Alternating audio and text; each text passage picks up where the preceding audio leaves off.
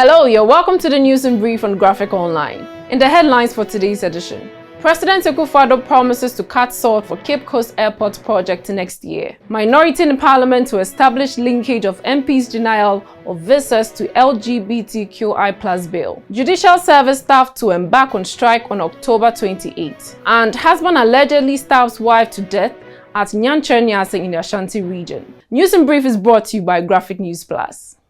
Download your Graphic News Plus now and choose your preferred package daily, weekly, monthly, and annually, and access free news on various interest areas as well. Graphic News Plus, connecting people through news. And now the news in brief. President Akufo-Addo says the government will by the first quarter of next year cut the salt to begin the construction of the Cape Coast Airport project. Feasibility studies are ongoing, and according to the president, the inception works have been completed. President Akufo-Addo disclosed the plans during an interview on Eagle FM as part of his two-day visit to the Central Region. He added that government is considering an airport project to serve the Central and Western regions.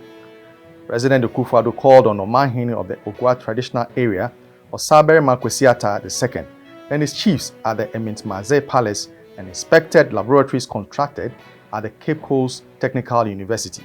He is expected to commission and inspect projects under the government's One District, One Factory initiative, as well as ongoing road works in the region. Members of the minority leadership in Parliament say they will investigate whether the denial of visas to some MPs by some countries has any link to their views on the proposed LGBTQI+ bill before Parliament.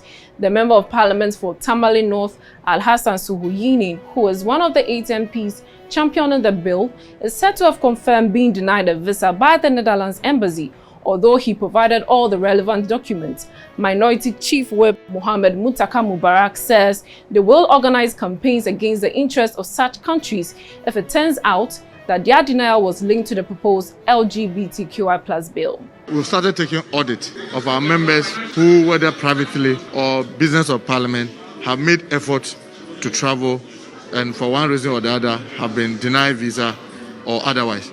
We are trying to take stock and be able to identify those instances. If we find resemblance of that, I can bet you we will resist it and fight it with all the energy in us. I mean, I can bet you one of the starting points will be any business from those countries that are in this country that have to do with government, they can consider that we will not support this person. The Judicial Service Staff Association of Ghana, JUSAG, says it will embark on a nationwide strike on October 28 over delays in salary adjustment. According to the president of JUSAG, Mr. Alegnati, their demand for salary review, as recommended by the Judicial Council, is in line with the 1992 Constitution. Speaking during a press conference in Accra Monday, Mr. Nati explained that government has failed to heed to their demand for a salary and allowance review. He said the intended strike is justified by the delay. He also indicated that the association is complying with the Labour Act 2003, Act 651, and has accordingly informed the Labour Commission about the intended strike action. He added that the strike will be enforced until government implements a decision of the Judicial Council. The Judicial Service Staff have not had any pay review. So 2020, 2009, 2019, 2020, we did not, have any pay revisions. And you can see the economic and inflationary implications. So what it entails is that our salary that we took almost 3 years ago is unable to help us manage the economic stress that the workers are faced with. It is also seeking to revise allowances that have been underpaid in the past 2 years. In a final story, the police in the Ashanti Region are on a manhunt for a 40-year-old Maxwell Boedi, who is alleged to have stabbed his wife to death. Boedi is alleged to have stabbed Priscilla Wusu, 31, in the neck and fled their room. The incident is said to have occurred around 1 a.m. on Saturday, October 16th at Nyankyerenease in the Akufo-Addo municipality. It is alleged that Boedi was suspecting his 3-month-old pregnant wife and the mother of 2 of having an affair.